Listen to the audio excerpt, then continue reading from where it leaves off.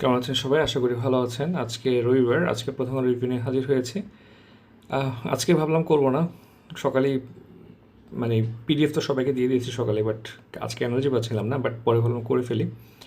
প্রথমে বলি যে আপনার 51 রিটার্ন গাইডেন ব্যাচ শুরু হয়েছে। এটা আপনি অন দ্য বেস্ট কোর্সেস হবে আর কি ইনশাল্লাহ। সো যাদের বিসিএস নিয়ে খুব আপনার একটা বলা যায় প্যাশন আছে তাদের জন্য ব্যাচটা দেখবেন। ডিটেলসের ডিসক্রিপশানে ডিটেলস পেয়ে যাবেন আর কি।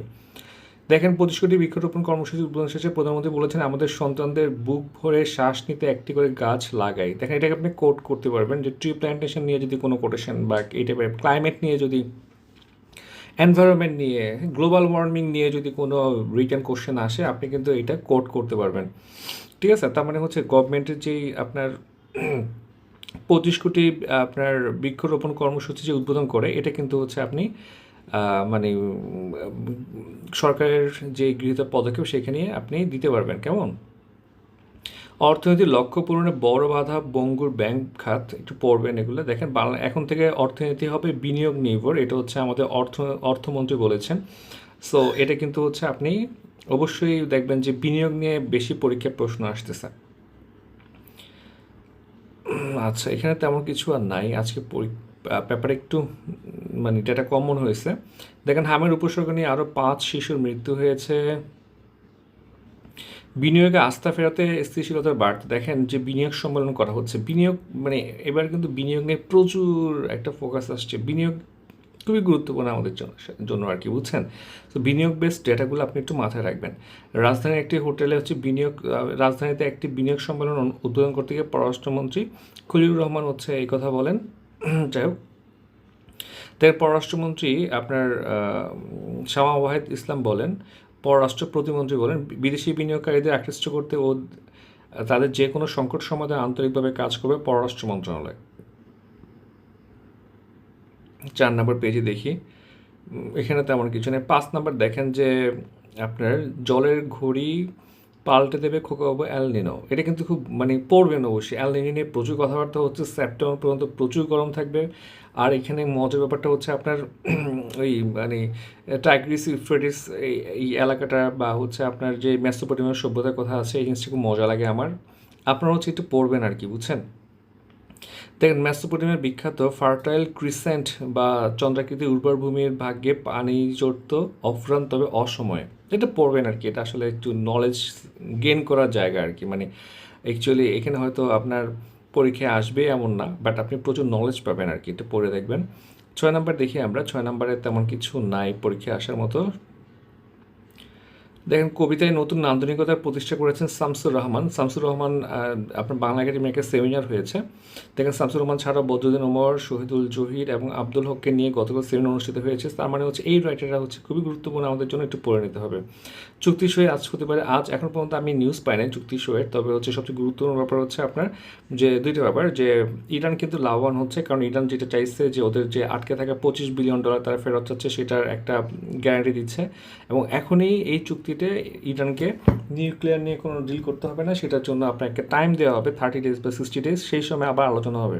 তার মানে কিন্তু বলা যায় যে এখানে ডিলে কিন্তু আপনার ইরান খুব একটা প্রফিটেবল পজিশনে আছে। আর সামনে ইউএসএ অন্তর্বর্তীকালীন নির্বাচন, তো বুঝতে পারতেছেন ট্রাম্প খুব চাপে আছে। এই টাইম ফ্রেমটা মাথায় রাখতে পারে। 28 ফেব্রুয়ারিতে হচ্ছে হামলা শুরু করে, 4 ফেব্রুয়ারি হরমুজ প্রণালী বন্ধ, 8 তারিখ হচ্ছে আপনার হচ্ছে মুস্তফা খামেনিকে হচ্ছে নতুন নেতা নির্বাচন করা হয়। হ্যাঁ, 14 জুন হচ্ছে প্রাথমিক চুক্তি হতে পারে। এই টাইম ফ্রেমটা মাথায় রাখতে পারেন আর কি। কেমন? ইউক্রেনের হামলায় রুশ অর্থনৈতিক ক্ষতির কথা স্বীকার করলেন পুতিন। এখানে তেমন কিছু নাই।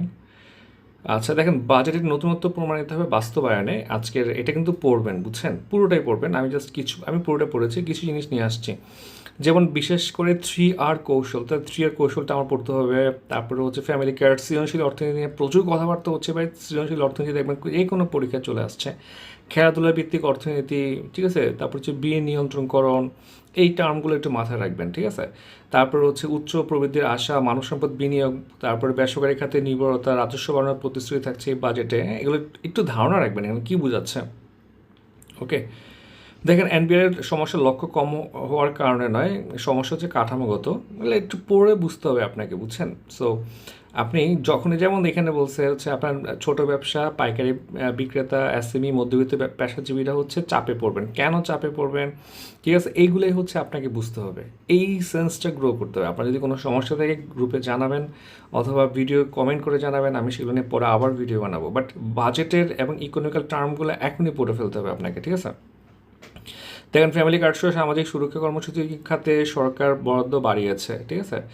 আচ্ছা, ফলে হচ্ছে আপনার টার্গেট যেই জনগোষ্ঠী তাদের কাছে কিন্তু বরাদ্দ সঠিকভাবে পৌঁছানোটা একটা বড় চ্যালেঞ্জ রে ভাই, ঠিক আছে। এগুলো নিয়ে আলোচনা হয়েছে, ঠিক আছে।